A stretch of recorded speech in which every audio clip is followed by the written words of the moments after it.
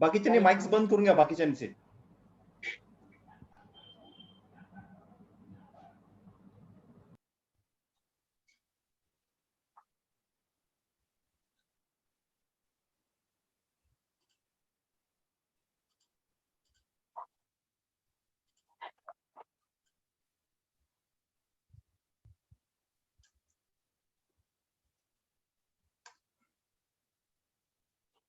Okay, start. At the very outset, I pay my homage to Lord Buddha and Bodhisattva Bharat Ratna Dr. Babasaheb Ambedkar. Good morning and Jai Bhim to one and all. I welcome you all on the behalf of People's Education Society's Mumbai Milind College of Arts, Aurangabad, on the occasion of one-day webinar on reevaluating the protest literature. Today, we have with us Honorable Professor Kamalakar Bhat, Associate Professor, Postgraduate Department of English, Ahmednagar College, Ahmednagar.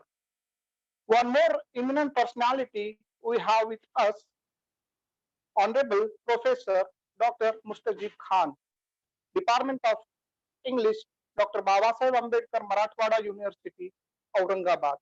I also welcome our Principal, Dr. Vaishali Pradhan Madam, on the occasion. Here, I welcome all the dignitaries and participants for national webinar on the protest, reevaluating the protest literature. Here, while reevaluating, we should focus on during the 1960s to 1980s, Milind had played a very important role in shaping the protest literature. With the inspiration of Dr. Babasaheb Ambedkar, Milind emerged as a socio-cultural center in Maharashtra. There arrives a new generation of poets and writers from the Milind campus. The list incorporates Sukhram Yurai, Yashwant Manohar, Vaman Nimbalkar, Yogiraj Wagmare, Aruna Lokhande, Ram Lokhande, and many more. Hundreds of poets wrote thousands of revolutionary poems on the campus. This unparalleled spirit brought the socio-cultural change in Maharashtra.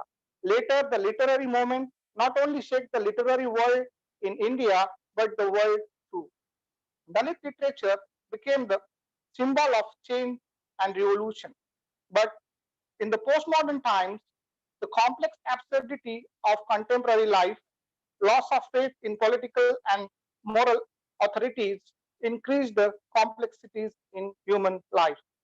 African American, Asian American, Hispanic, American Indians, Dalit, women, transgender, gays, lesbians, etc. are constantly trying to get their identities. But identity is a fluid and it's always in flux. I request the resource behind the seminar or principal, Dr. V.S. Pradhan, to give introductory remarks on this occasion. Dr. V.S. Pradhan. Good morning to one and all. Today, the People's Education Society, Mumbai's Milind College of Arts, the Department of English, has organized one-day national webinar on re-evaluating the protest literature. The People's Education Society was founded and established by Bharat Ratna Dr. Babasaheb Ambedkar in the year 1945. And this year, we are celebrating its Platinum Jubilee. And to commemorate this event, we have organized this seminar, this webinar. It is through this webinar we intend to open discussions and again re-evaluate the protest literature, which is very vital in today's scenario. Protest literature is the voice of the voiceless. It speaks about discrimination, the oppression, the suppression, and the neglected. We need to bring this literature into the mainstream literature. Literature can be called protest literature because literature is a way, an art of expressing emotions, values, concern, and lessons. In major protest literature, we have prominently Dalit literature, feminist literature, African American, so on and so forth. Women writers have proved themselves as silent protesters. They have given vent to their feelings of protest in their writings. This protest literature leads to a change in the world. Protest literature has made an unbelievable social change. For further deliberations and discussions, we have with us Professor Kamalakar Bhat, who will in detail try to talk on the topic, and naturally it will add to our knowledge and help us to widen our vision and perspective.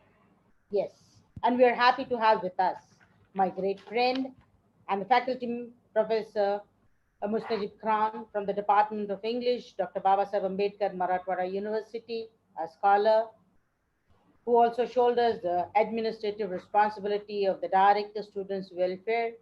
I welcome both of them to our webinar. And yes, let me assure you that these two people are going to give you an intellectual feast for sure.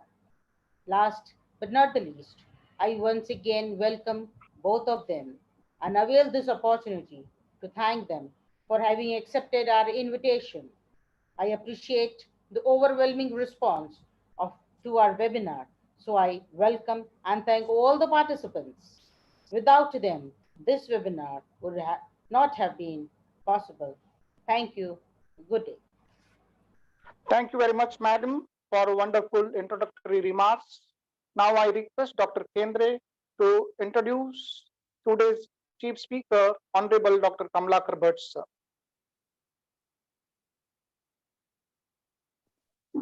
Dr. Kendre. Is my voice coming to you, sir? Yes, you are audible, sir. Okay.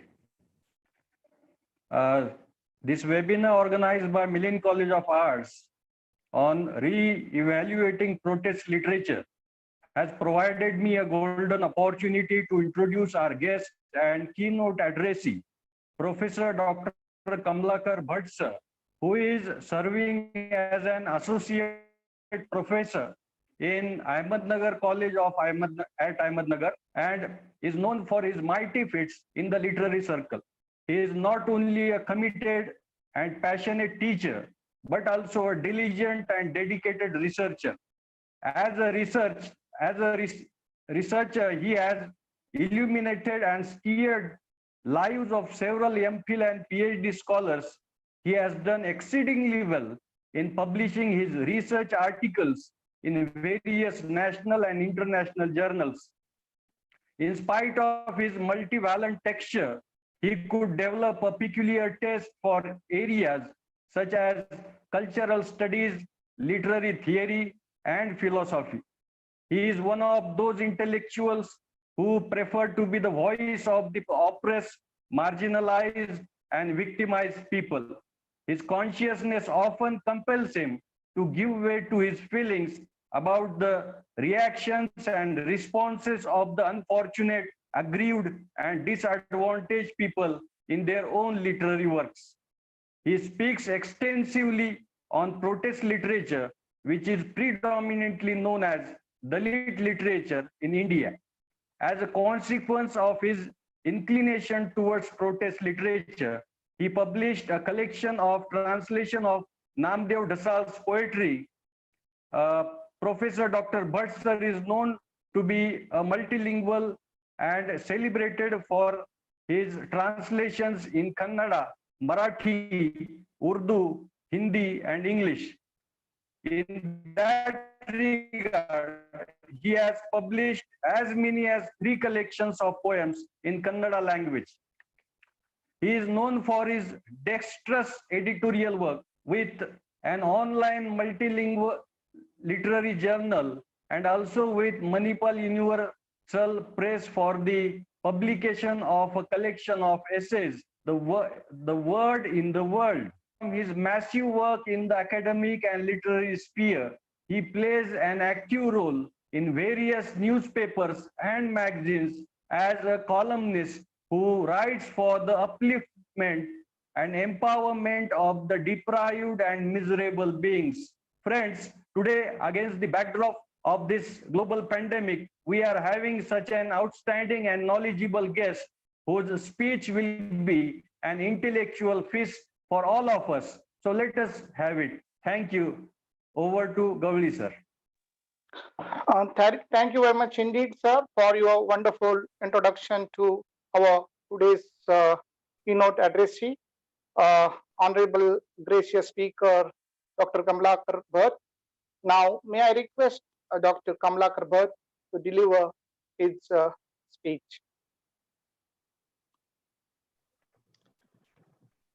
Good morning, everyone.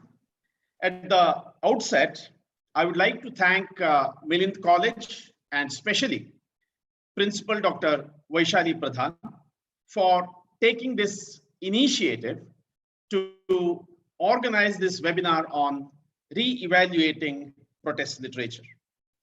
I also thank Madam Pradhan and the English Department of Milind College for inviting me to be a part of this webinar and share my ideas with all of you. I must also thank at this time my senior friend, Professor Dr. Mustajib Khan, who has played a part in making this happen in his generosity. Thank you for that very generous introduction. Now, let me turn to the topic for today's deliberations. For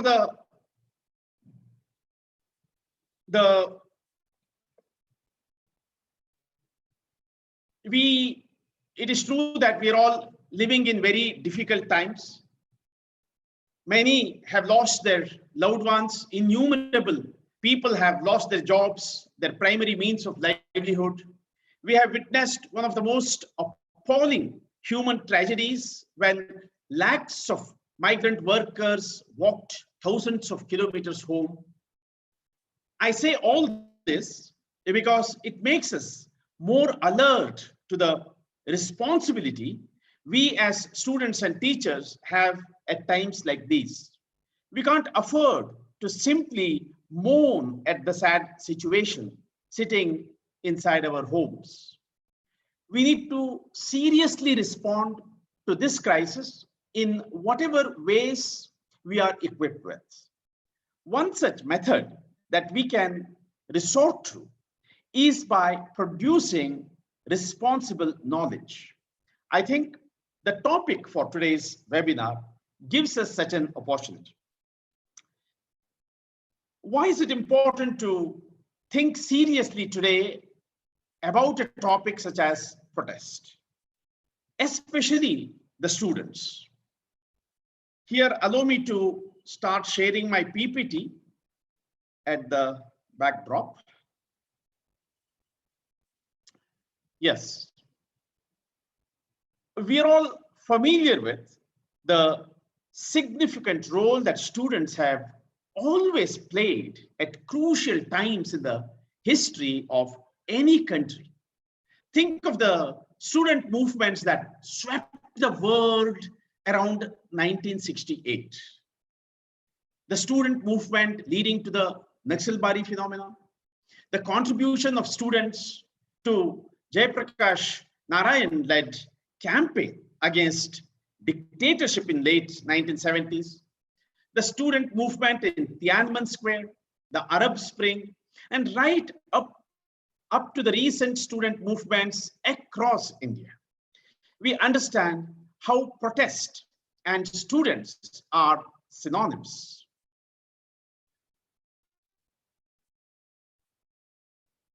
Anyone who studies the history will realize that protest is the protagonist of the story called change.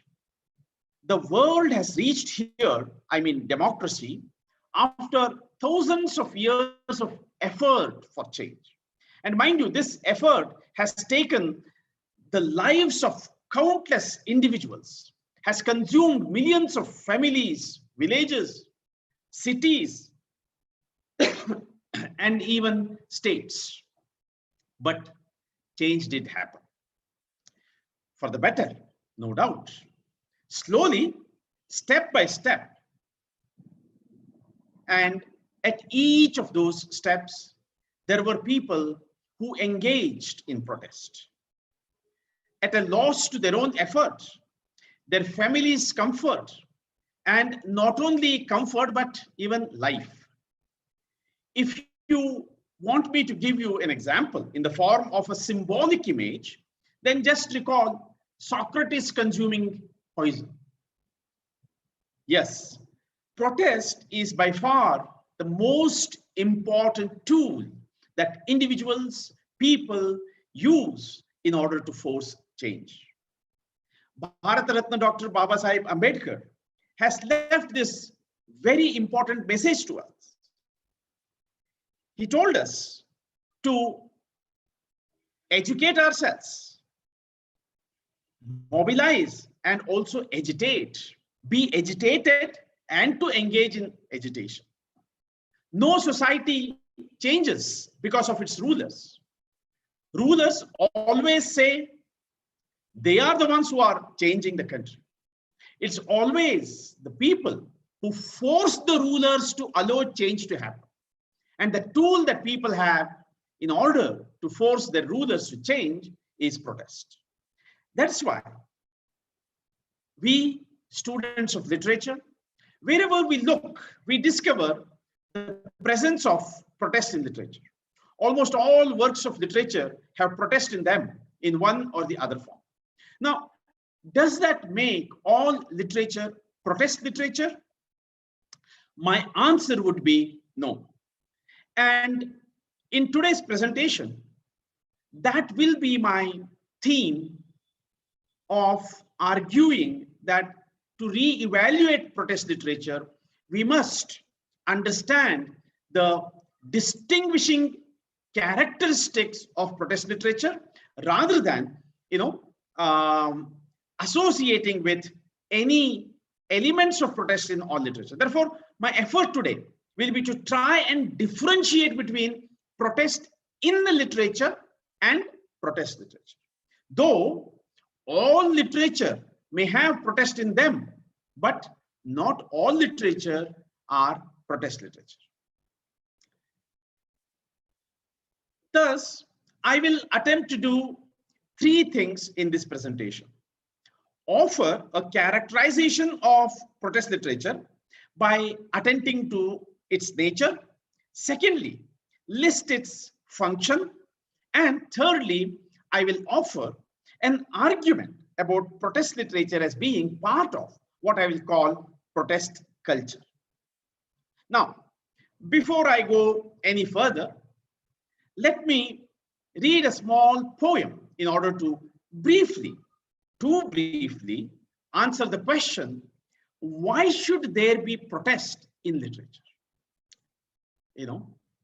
Protest against oppressive systems, protest against exploitation as a social movement, fine. But people do sometimes ask, why should there be protest in literature?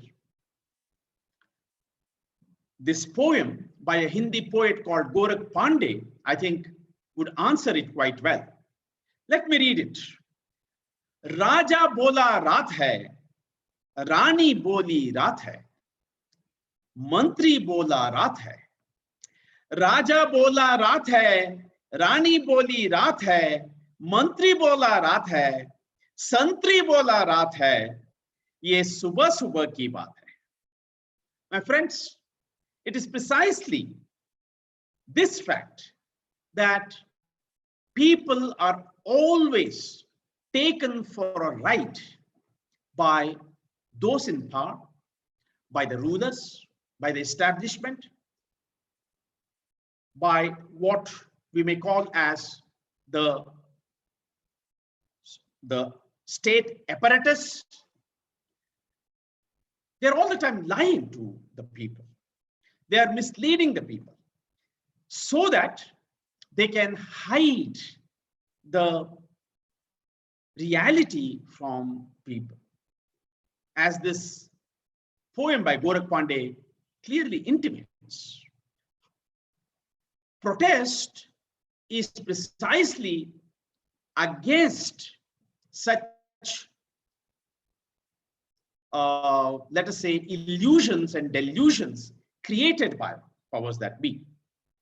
Before I turn to some characterization of protest literature, let me state clearly why and how I will undertake such a characterization of protest literature.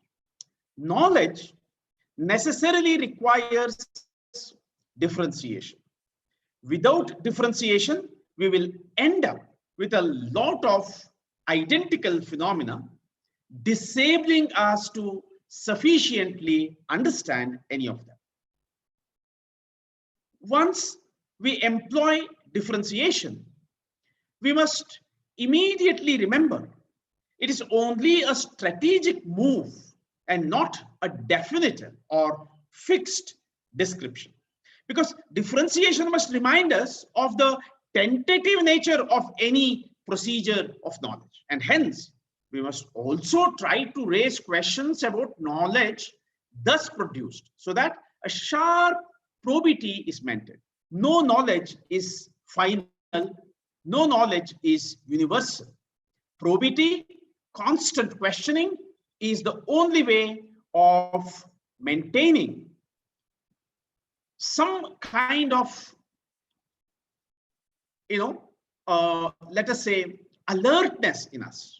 Hence, I want to attempt a description of protest literature that aims at specific differentiation so as to make it something particular rather than excessively inclusive or excessively universal. As I said earlier, it's very easy to find an element of protest in all literature. To therefore say that all literature is protest literature, or to include any and every text under this rubric, will only make the very category of protest literature meaningless. Now, let me begin this characterization of protest literature that I referred to, and my first characterization, I would like to state it this way. The primary site of protest literature is conflict. No conflict, no protest literature. Here, I want to emphasize the fact that we must go beyond understanding literature as something that is there in the books. This webinar says re-evaluating protest literature. One of the ways in which I want to do this re-evaluation, this revisit, is by trying to specify protest literature as something different from protests in literature. For example, some commentators have used the label of protest literature to all kinds of texts.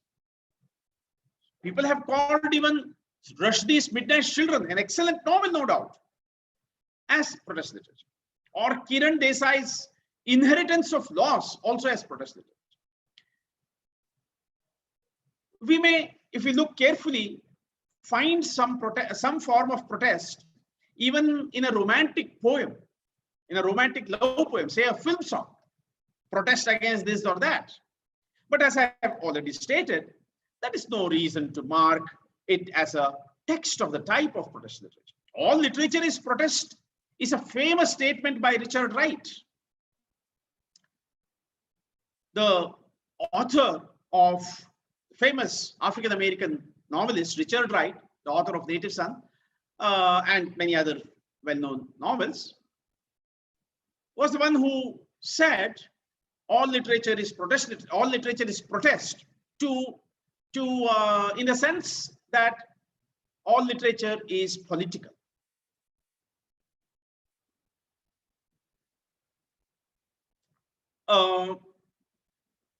So the distinguishing features that we can think of is that protest literature concerns itself, situates itself, in fact, even inserts itself in a conflict. So we may say that without conflict, there can be no protest. Every site of exploitation is not a site of conflict, though it may be a site of discontent and even dissent, which may find expression without conflict through other, as Gramsci has very famously shown us, subversive means. Thus, protest literature is only one form through which opposition to a regime of power is expressed. Protest literature may be imagined as a particular form of political literature, which is a broader category. I am sure you have heard of the great German dramatist Bertolt Brecht. One of the features of Brecht's plays is that they in fact aim primarily at making visible the conflicts in society. That is to say, plot structure of Brecht's plays foreground the conflicts between people belonging to different classes, but which remain invisible to people as they are shrouded in, covered by false issues such as religion, loyalty, values, etc., or some false enemy.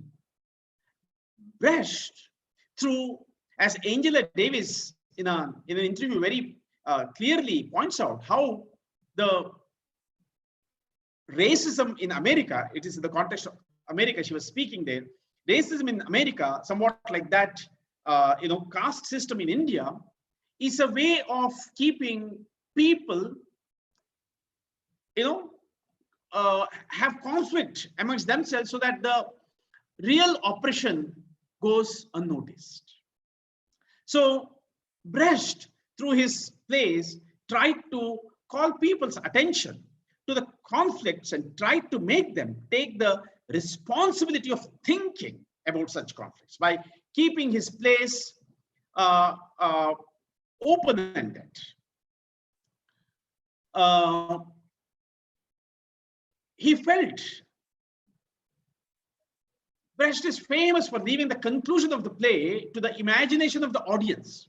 He felt the playwright should not tell this is right or that is wrong, but stimulate people to think for themselves by opening the ideological veils or ideological masks. My point is that protest literature differs from other kinds of literature, other kinds of political literature, let us say, precisely because it addresses itself to a particular conflict, particular situation of that conflict, to be precise, and in fact, in a way, it's a part of that conflict. That is it. That is, it takes sides in this conflict. Remember that every conflict has sides, maybe more than two. Protest literature definitely takes a side, which is by definition against the side of the dominant party in that conflict. Let me also point out that some literature may also consist of elements of protest situated in conflicts, taking sides, but that of the powerful.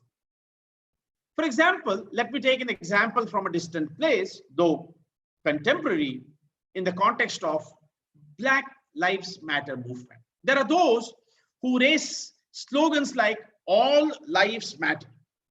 This also might appear to be a legitimate protest, but I don't think any literature that takes the side of the people who are already powerful, groups who are already dominant in society, who are already privileged, can be called as protest literature. I argue that it should be called as protest literature. So my first characterization is that protest literature is situated in conflict and it takes side in a conflict.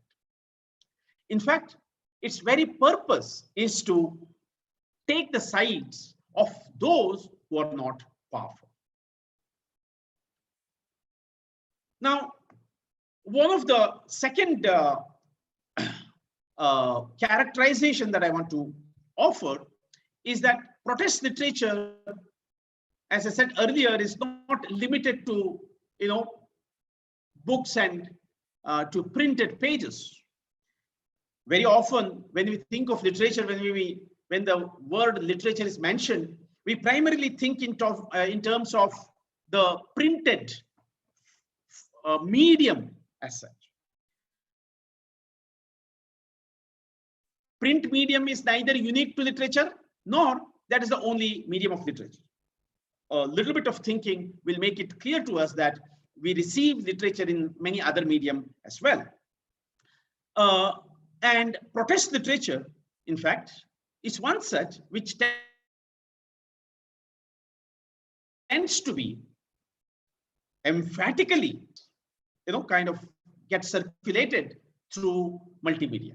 So one of the unique aspects of protest literature is that it most often, or at least most of it, tends to be multimedia, in the sense that it does not occupy only the space of a book.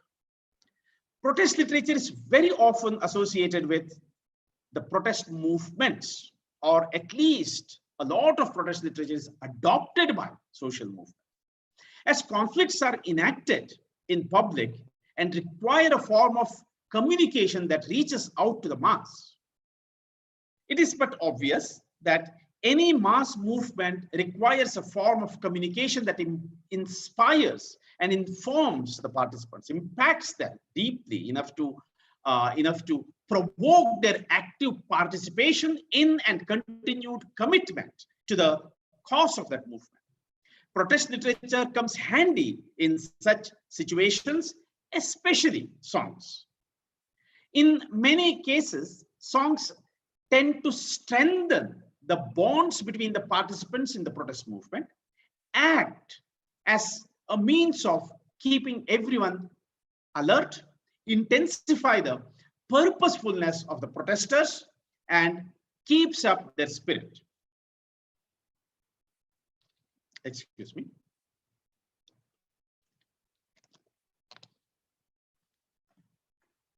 Performing arts such as street plays, one-man act, graffiti, memes, and so on are other ways by which protest literature lends itself to more than one media in the context of protest movements.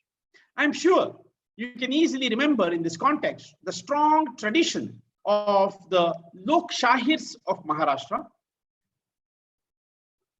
Jyotirao Phule, Annabhau Sate, Amar Sheikh, Datta Bhagat, and a host of others can be remembered here, and how they have contributed to protest movements in Maharashtra. You may also remember the tradition of Ambedkar Shairi, songs, and other performance traditions through which Ambedkarism is kept alive and is communicated to the mass. Most of you will remember how during the recent student protests in Delhi, all over India, Faiz Ahmad Faiz's poem, Hum Dekhenge, became viral.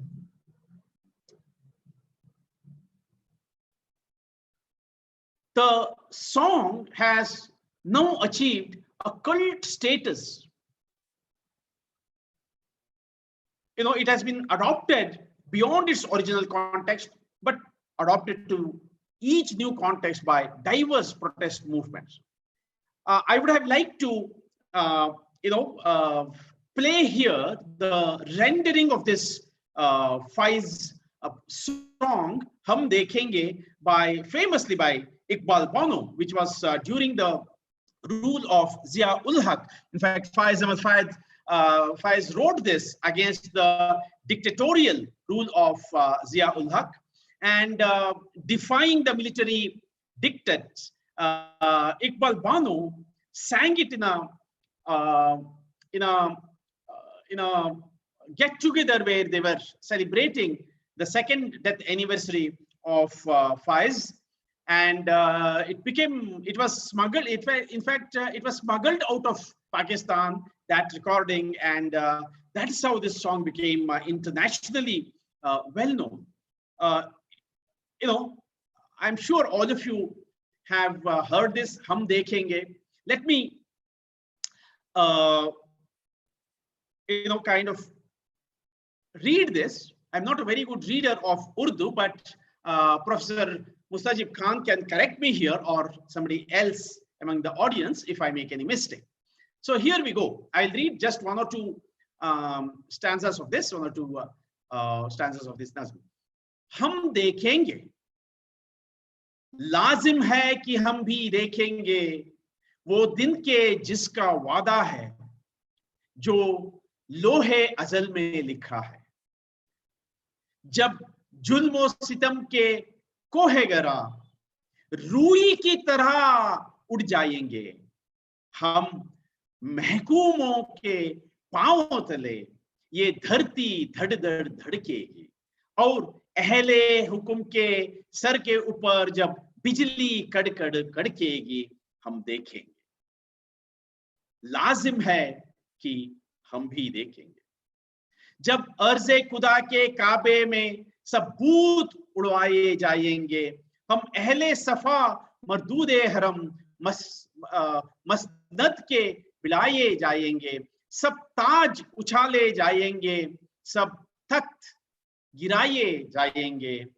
बस नाम रहेगा अल्लाह का, जो गायब भी है हाजिर भी, जो मंजर भी है नाजिर भी।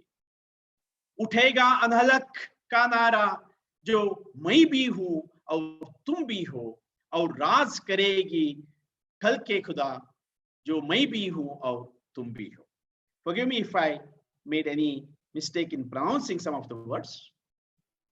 So this song became phenomenal and was translated to so many languages and publicly performed in many cities and even small towns of India in the recent protest movements across India. This will also remind us how protest art acquires a certain extra contextual status, a cult status, intimating my final theme of protest as culture. We'll return to that later on. Now, I want to move on to my third characterization of protest literature as being social. It is never individualistic. Very often in literature, there is this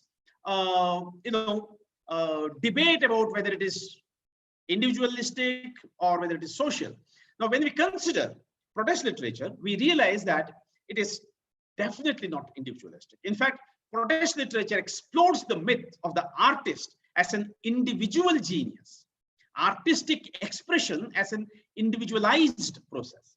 Protest literature is a social phenomenon, not only because it is performed in public platforms or consumed by a mass of people at once, rather than an individual in his privacy, but also because protest literature articulates a feeling, experience, and thought which is on behalf of a group of people, not of an individual. In fact, protest literature is never about the individual's personal goals or dreams or strife. It is necessarily, even when its dramatic presentation takes an individual speaker, it's always a social expression. I want to read a poem that is in first person and speaks of the parents of the speaker. Yet it is not a personal poem. It immediately strikes to us as a poem with a social breadth and one that addresses a deep schism in our society between those in power whose culture prevails over those who are not in power and are thus forced to forget their own language. The poem is by Jacinta Kerketa. She's an, she writes in Hindi. She's from Jharkhand. The title of the poem is Mother Tongue, Matrabhasha. मातृभाषा की मौत, मां के मुंह में ही मातृभाषा को कैद कर दिया गया। मां के मुंह में ही मातृभाषा को कैद कर दिया गया और बच्चे उसकी रिहाई की मांग करते करते बड़े हो गए। मातृभाषा खुद नहीं मरी थी, उसे मारा गया था, पर मां यह कभी न जान सकी। रोटियों का सपने दिखाने वाली संभावनाओं के आगे अपने बच्चों के लिए उसने भींच लिए थे अपने दांत और उन निवालों के सपनों के नीचे दब गई थी मातृभाषा। माँ को लगता था, माँ को लगता है आज भी एक दुर्घटना है मातृभाषा की मौत। Now, another important aspect of protest literature is that it also breaks the divide between high and low, serious and popular literature. Raymond Williams distinguished between the politics of bourgeois individualism and that of working class collectivity. The latter is popular culture and the former is the individualistic ivory tower art for art's sake culture. However, the point is more about how in the arena of popular struggles, there is no notion of pure art or good and bad literature, because protest literature is more concerned with action, what is capable of appealing to people. What fails to do so, what fails to do so ceases to matter. Of course, this is a simplistic description of a rather complex issue. Popular culture also is fraught with a lot of problematic, no doubt. But suffice it to say that protest literature, the aesthetic debate of high and low is absent in protest literature. A fine example of this is the Marathi poet Namdev Dasal. His poetry is very cosmopolitan, urban, complex, and often obscure, yet a shining example of protest literature. His poems are synonymous with Dalit Panthers movement. As all of you know, their intent, content, and form all radiate protest and subversion. Dasal, in fact, modernized Marathi poetry through his protest poems. A truly public protest, that is to say, it is in the interest of all emanating in his poems.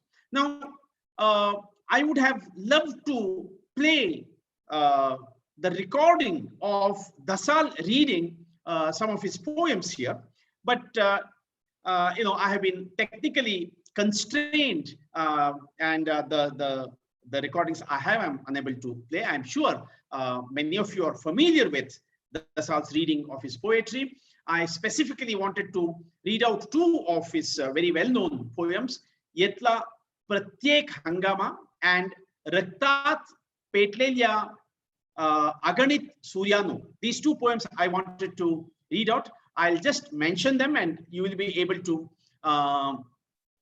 perhaps get the point that I'm trying to make, that protest literature did break down this puritanical notions of good and bad literature and difficult and easy literature, etc. And Dilip Chitre definitely is a good example for this. Moving on to the next characterization, levels of protest literature. Opposition and protest are not the same. Etymologically, protest has more to do with offering public witness. Remember, in protest, there is a pro. We must think about why protest which is against should be pro. A pro means stand for rather than against. Hence, protest has something to do with an opposition based on an alternative vision. In other words, protest is an alternative mode.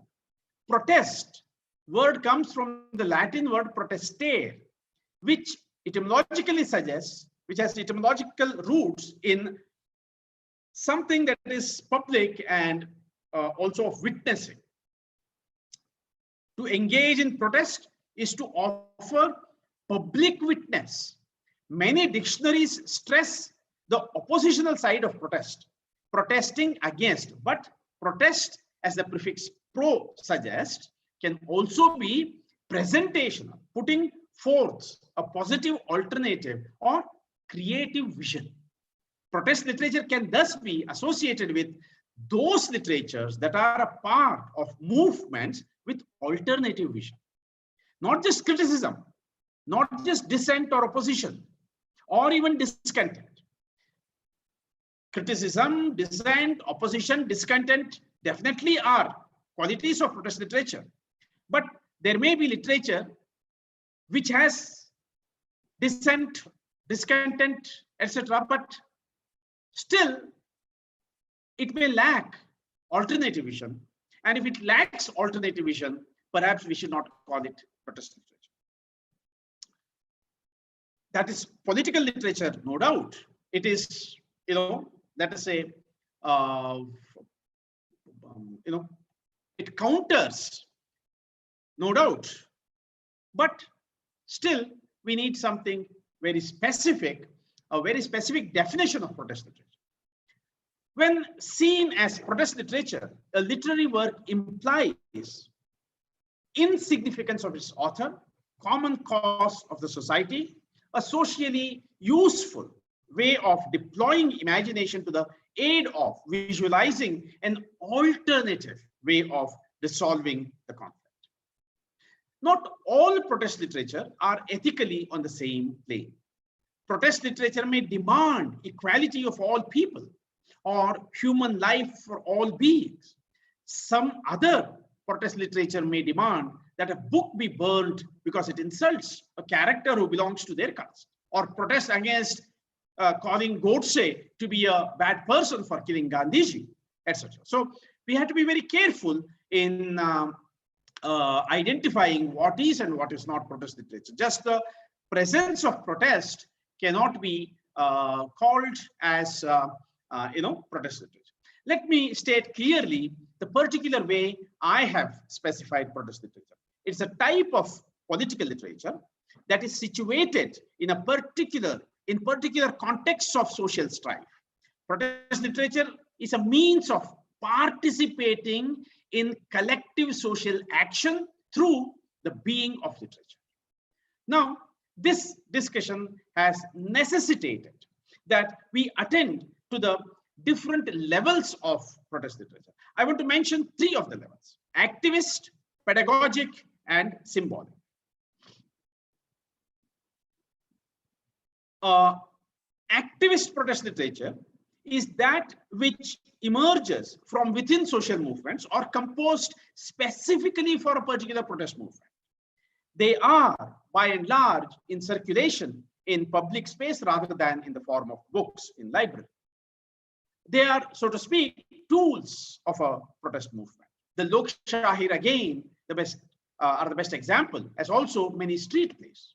If you have heard of Safdar Hashmi and the Janam or Janan Natya Manch, you will immediately associate this. The second level of protest literature is pedagogic. The word basically means educational. So a literary work that aims at informing, educating, creating awareness about the social strife, etc., are engaged in educating people about something by using the tool of literature. The difference between first and this is that activist literature moves to action. Pedagogic literature draws attention to the need for protest. Pedagogic protest literature also belongs to specific conflicts and contexts, mostly written within the broad ideological framework of some such context. For example, feminist works or Dalit literature and nationalist literature during the period of independence struggle as well. Mostly, these are inspirational too. Let me give you a good example of such an inspirational poem that has protest elements in it. It is by an African-American poet, Maya Angelou, and it belongs both to the African-American anti-racist movement as well as feminist movement. Still I Rise. It's a very well-known poem by Maya Angelou, Still I Rise. You may write me down in history with your bitter, twisted lies. You may trod me in the very dirt, but still like dust I rise. Does my sauciness upset you? Does my sassiness upset you? Why are you beset with gloom? Cause I walk like I have got oil wells pumping in my living room, just like moons and like suns, with the certainty of tides, just like hopes springing highs, still I'll rise. Did you want to see me broken? Bowed head and lowered eyes, shoulders falling down like teardrops, weakened by my soulful cries? Does my haughtiness offend you? Don't you take it awful hard, because I laugh like I've got gold mines digging in my own backyard. You may shoot me with your words, you may cut me with your eyes, you may kill me with your hatefulness, but still, like air, I will rise. Does my sexiness upset you? Does it come as a surprise that I dance like I have got diamonds at the meeting of my thighs? Out of the huts of history's shame I rise. Up from a past that's rooted in pain I rise. I am a black ocean leaping and wide, welling and swelling, I bathe in the tide. Leaving behind the nights of terror and fear, I rise. Into a daybreak that's wondrously clear, I rise, bringing the gifts that my ancestors gave. I'm the dream and the hope of the slave. I rise, I rise, I rise. The third level of protest literature is symbolic. I say symbolic because these are work by professional artists, established writers who use their medium for protest in sympathy with social change. By far, this is the largest, let's say, area of protest literature. And most of the times we think in terms of, when we think in terms of protest literature, it is these symbolic works that we have in mind. In these works, protest situations may be less obvious. Protest may be indirectly articulated. Even such works might become sometimes deployed as a tool of a protest movement. A lot of fictional works belong in this category. Novels and short stories also belong to protest literature, and many belong to this level, with their protest component being on a symbolic level in many cases. If you have heard of Chinua Achebe, the African novelist, and his famous novel, Things Fall Apart, you will grasp what I mean by this. Achebe wrote this novel to counter the European misrepresentation of Africa and Africans, famously by Conrad in Heart of Darkness. But of course, we also find autobiographies by African Americans, women, Dalits, and others that can be counted as belonging to this level of protest literature. The fifth characterization of protest literature that I want to offer is protest as hope. It's important to understand that protest is not negative. Today, we are being made to think of protest as something bad, something violent, some kind of negative activity. Protest is projected as anti-national. No, protest is negatively portrayed only by those who get their power using precisely the same protest. And therefore, they know that protest can bring change. And they feel that if protest can be somehow stopped by them, change will also stop. Here is an example of protest as hope in the form of a poem by Dushyant Kumar. हो गई है पीर पर्वत सी पिघलनी चाहिए, इस हिमालय से कोई गंगा निकलनी चाहिए, हो गई है पीर पर्वत सी पिघलनी चाहिए, इस हिमालय से कोई गंगा निकलनी चाहिए। आज यह दीवार परिंदों की तरह हिलने लगी, पर्दों की तरह हिलने लगी, शर्त लेकिन थी कि ये बुनियाद हिलनी चाहिए।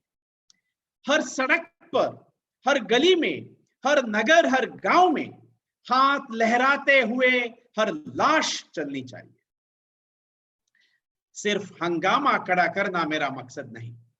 You know, protest is often described as chaotic or creating hangama. And Dushyanth Kumar, in fact, long ago, mind you,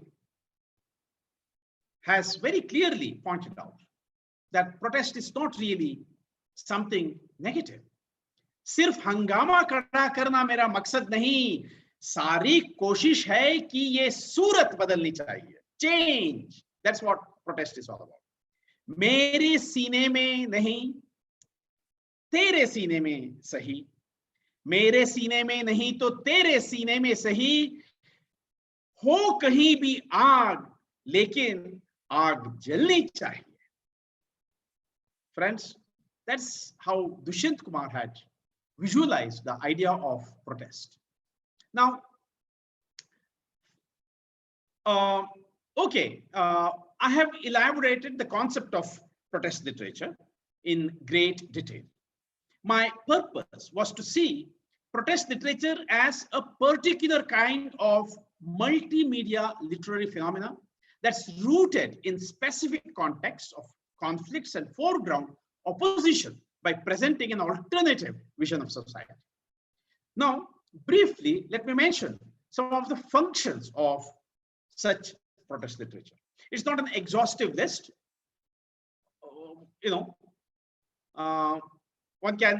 There can be many more functions. So one can add many more functions to this list. Indeed, even the function of protest literature is dependent on the context of the particular, protest movement.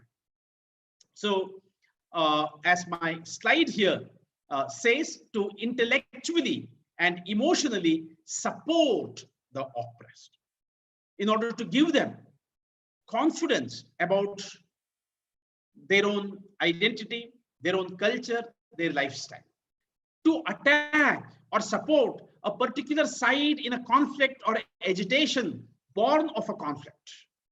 That's another, to express solidarity in the context of agitations.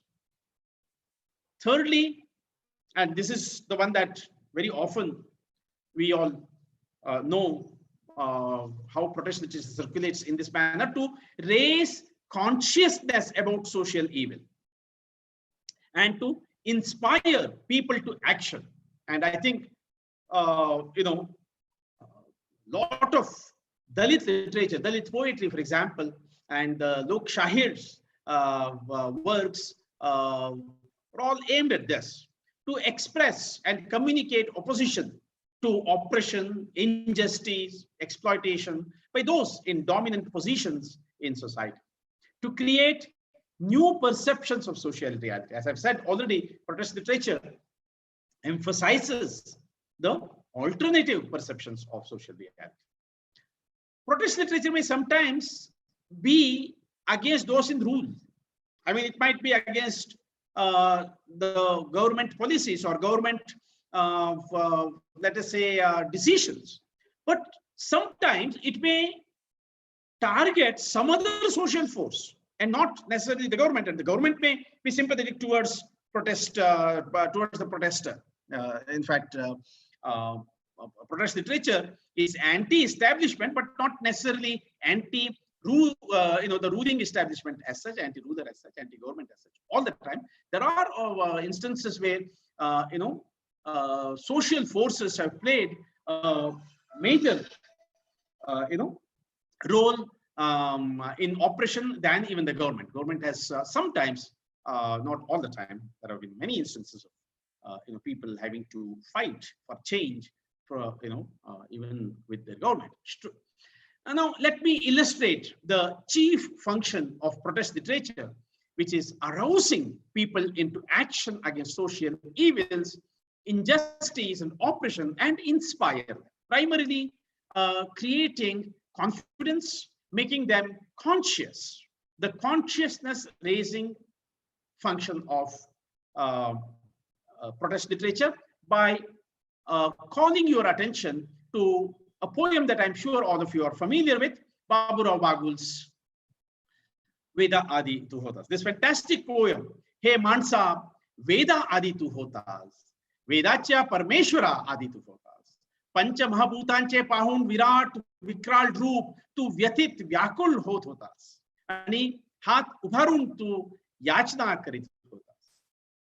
त्या याचना म्हणजे रोज सर्व ईश्वरांचे जन्मोत्सव तूच साजरे केले आहेस, सर्व प्रेषितांचे वारसेही तूच आनंदाने साजरे केलेस. हे माणसा, तूच सूर्याला सूर्य म्हटलेस आणि सूर्य सूर्य झाला. तूच चंद्राला चंद्र म्हटलेस आणि चंद्र चंद्र झाला. अवध्या विश्वाचे नामकरण तू केलेस आणि प्रत्येकाने मान्य केले. हे प्रतिभावन माणसा, तूच आहेस. Just a second. हे प्रतिभावन माणसा, तूच आहेस सर्व काही, तुझ्यामुळेच सजीव सुंदर झाली ही माई. Now, another very popular one is Dastur by Habib Jalib.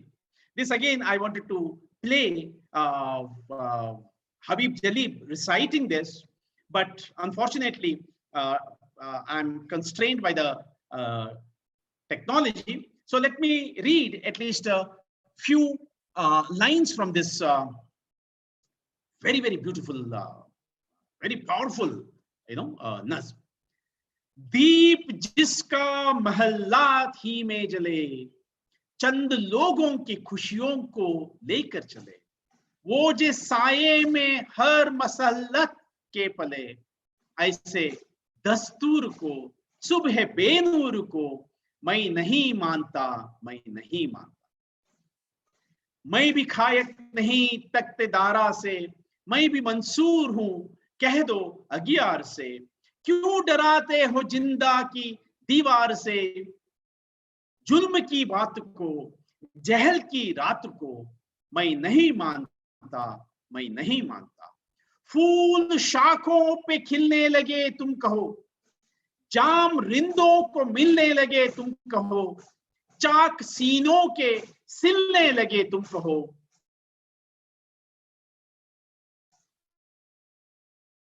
इस खुले झूठ मानता मैं नहीं मानता. तुमने लूटा है सदियों हमारे सुकून, हमारा सुकून. तुमने लूटा है सदियों हमारा सुकून. अब न हम पर चलेगा तुम्हारा फुसून. चारगार में तुम्हें किस तरह से कहूं, तुम नहीं चारगार कोई माने मगर, मैं नहीं मानता, मैं नहीं मानता. Let me now turn to my concluding remarks. I have tried to argue so far that in our society, at this point in time, there is a function of literature which may be called as its political function. Protest literature is one of the types of political literature, or one of the functions of political literature is protest literature is political. Walter Benjamin gives us a theoretical framework to understand the nature of protest literature, art in politics, when he talks of how aestheticization of politics, politics as a kind of an entertainment, as a kind of a spectacle, when that happens, aesthetics becomes politicized, art becomes politicized, literature becomes politicized. Maybe it has always been so, but we can be certain that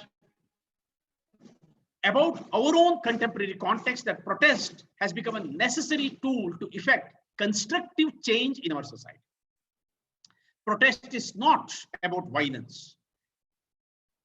there are frequently efforts at, projecting, connecting protest with violence. And this is a problem that we need to address.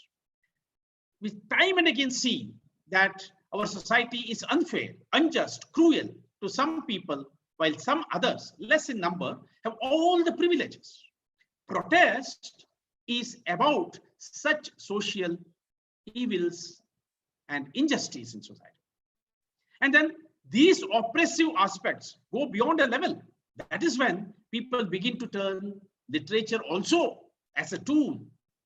Remember that protest is not the same as protest literature. Protest goes on whether protest literature comes into being or not. Protest is there in society. People do engage in protest in order to,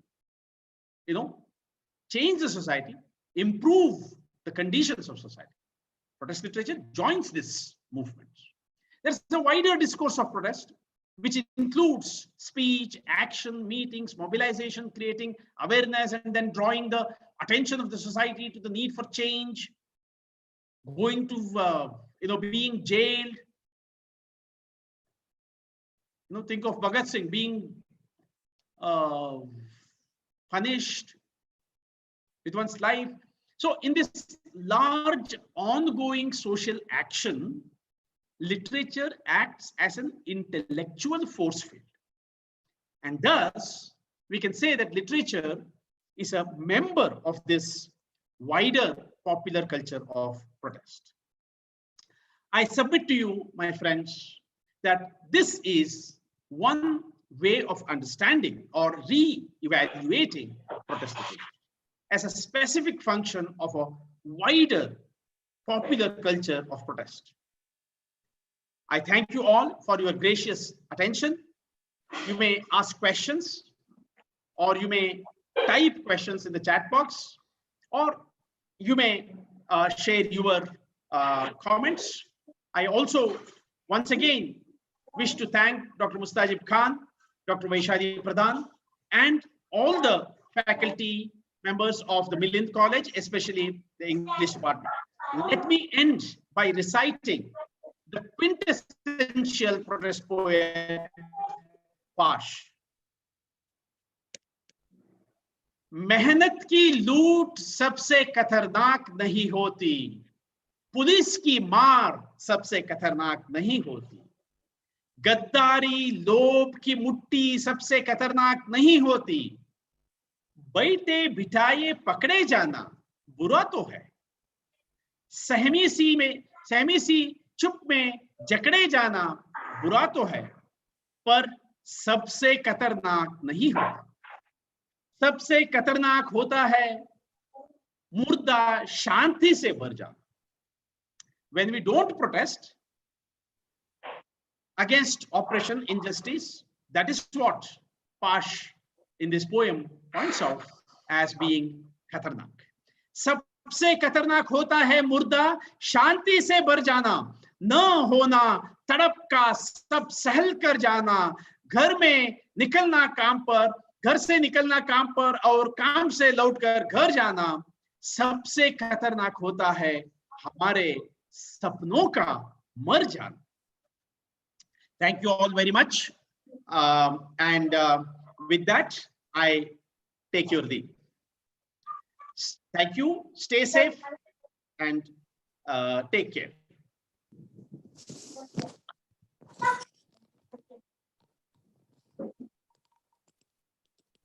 Over to you. Thank you sir. सारी कोशिश है कि ये सूरत बदलनी चाहिए, मेरे सीने में नहीं तो तेरे सीने में ही सही, हो कहीं भी आग लेकिन आग जलनी चाहिए। With this I thank you very much indeed, sir, for your thought-provoking, brainstorming,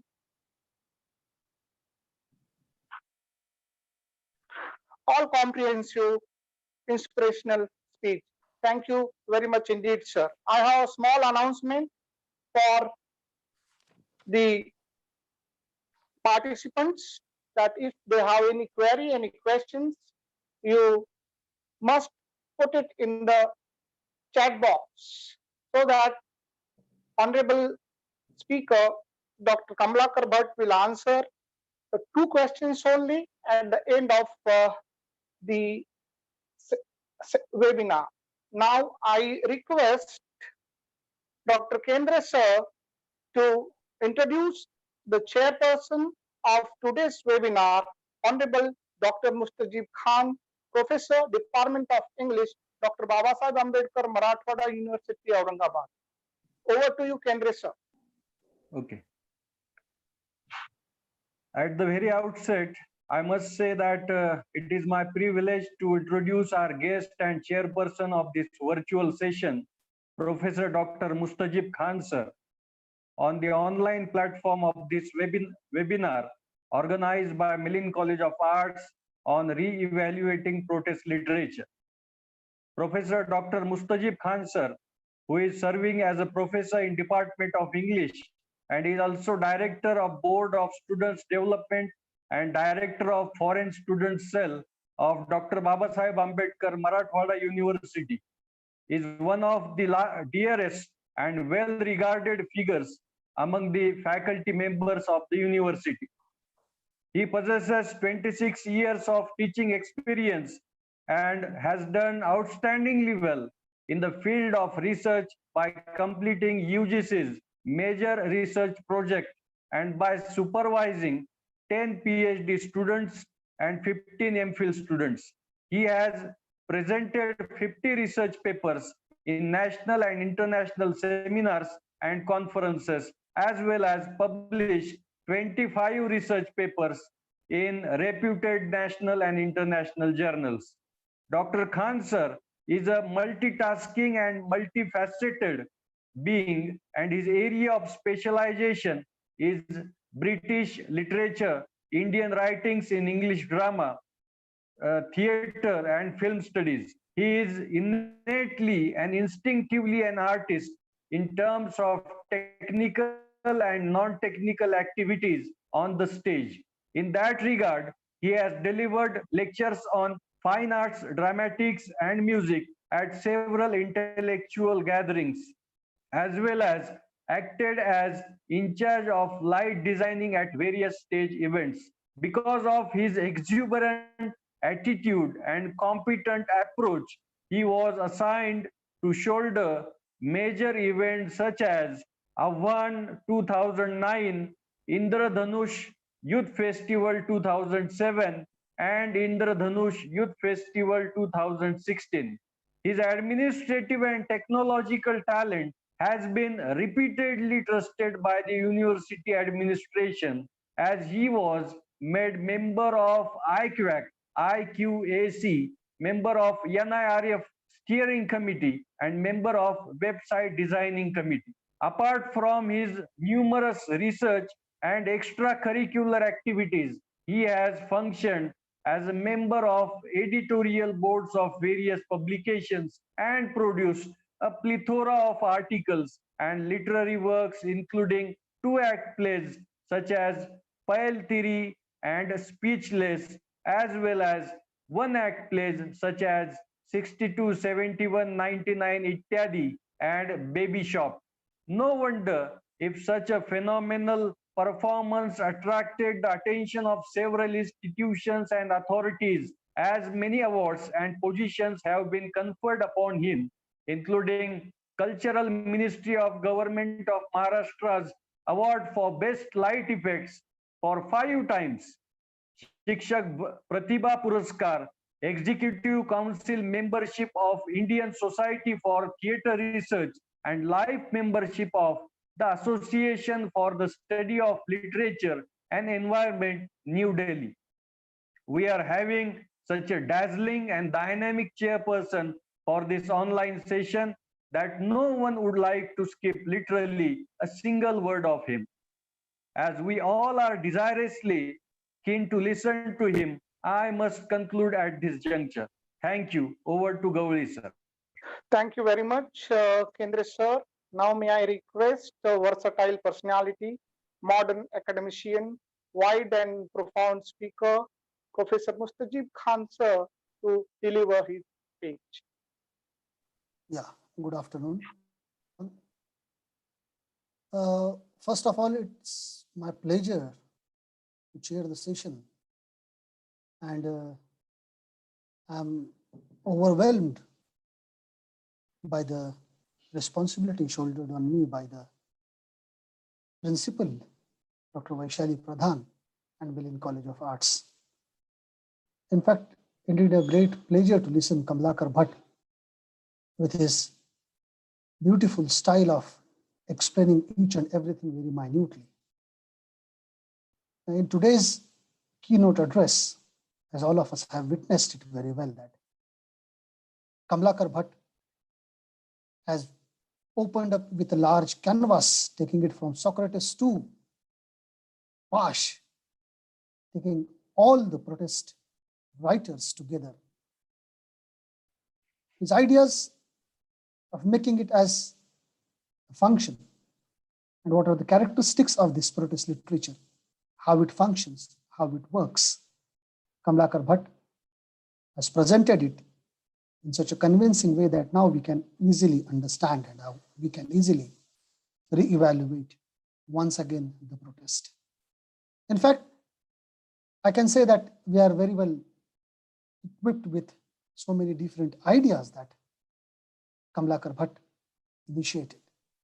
The ideas of graffiti, poetry, songs, paintings, agitations, movements, all the things that he had included in his lecture brings the idea of protest in form of various ways to point out, to bring out the ideas that are dominating and controlling the minds of the society. Yesterday, it was Anand Teltumde's 70th birthday. And as we know it very well, that this scholar is now behind the bars. On his 70th birthday, on the same platform, Zoom, Meena Kandasamy, the well-known poetess, and the well-known scholar, Suraj Engde, both have a conversation on Zoom yesterday on the 70th birthday of Anand Teltumde. Let me put the sentence of Suraj Engde, what he said yesterday when Meena Kandasamy asked him one question, saying that why people always, or why the society, or why the state, she very categorically mentioned that why state is feeling again and again that Dalit activists are not protesters, but these Dalit activists are militants. Now, please understand the depth of the question, that the state machinery, the so-called state in today's whole scenario, is putting protest into the form of militancy. And what Suraj answered, Suraj Engde said that simply saying Jai Bhim is considered as militant today in the society, because everybody is feeling that protest always comes from this particular ideology, which was propagated by Bharat Ratna Dr. Baba Saheb Ambedkar in the society. Now we have to reevaluate this idea of protest, as Kamalakar rightly pointed out, not only in the words which are going to be part of your academic activities, but the protest is part of your routine life. Let me read one quote from Vaman Dada Kardak's very famous speech, माझ्या जीवनाचं गाणं. And he wrote one beautiful, I have taken the translation of that particular paragraph. I'll read out 5-7 lines from Vaman Dada Kardak, where he talks about musicology and when he talks about the songs that brings out the protest in the society. And I think that we need to reevaluate this kind of protest when we try to point out it in front of our students in the academia, in the society today. I quote, I broke the boundaries of Chaturi Varna. Likewise, I am free from the framework of the science of poetry. However, when it comes to songs, rhyming is unavoidable. The framework of rhyming cannot be broken down easily. I have broken the rules of musicology. Nevertheless, there is a science to our singing too. My only duty is to talk about Buddha, Phule, and Ambedkar through my singing in all possible ways. I have immersed myself into each and every aspect of human life and written it. I have been singing the songs of humans, and humans have accepted it. It is true that I do not sing songs of glorification of love, but my songs do not prod. I have never cared about literary principles. I have been publishing my songs as a representation of the anxiety of the restless man. Unquote. I think now we need to evaluate this anxiety of restless man beyond caste, beyond creed, beyond religion. This restless of anxiety lead to Black Lives Matter in America. Not only blacks are coming on the roads, but whites are also joining them, saying that Black lives matter, as Kamalakar rightly pointed out. All lives matter, but prominently now we are talking about Black Lives Matter. This anxiety of restless man is the basic crux and core of re-evaluation of protest. And this literature needs to be once again becoming part and parcel of our life. A couple of days back, I'm watching a movie which was released almost in 2016,